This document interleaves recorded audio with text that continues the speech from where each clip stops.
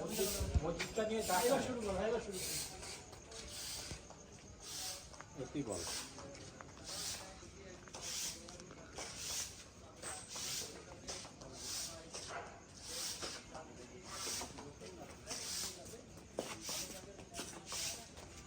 বিসমিল্লাহির রহমানির রহিম। পরম করুণাময় দয়ালু অসীম আল্লাহর নাম নিয়ে শুরু করছি। আপনারা ইতিমধ্যে দেখতে পাচ্ছেন আমরা ৩ নং ওয়ার্ড বিএনপির পক্ষ থেকে মহাসভা কেন্দ্রীয় শাহী জামে মসজিদের সামনে যে জানাজা চত্বরটি আছে সেটির দাগ প্রায় দীর্ঘদিন ব্যবহারের ফলে এবং গাড়ি চলাচলের ফলে দাগটি প্রায় মুছে গিয়েছিল।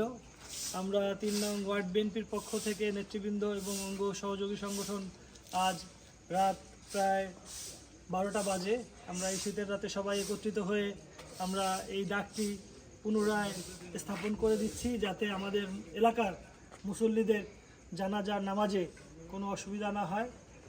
এবং আপনাদের এলাকাবাসী সহ সকলকে আমরা বলতে চাই যে আমরা ৩ নং ওয়ার্ড বিএনপি সবসময় এবং সামাজিক কাজে অংশগ্রহণ করি।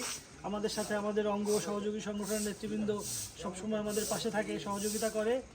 এবং এলাকাবাসীকে বলতে চাই, আমাদের প্রিয় নেতা আলহাজ রকিবুল ইসলাম বকুল ভাই যদি আমাদের ৩ আসনে ধানের শীষের এমপি হিসেবে নির্বাচিত হতে পারে, ইনশাআল্লাহ আমরা তার নির্দেশে এবং সহযোগিতায় এলাকাবাসীকে আরও অনেক ভালো কাজ এবং ভালো উন্নয়ন ইনশাআল্লাহ উপহার দিতে পারবো।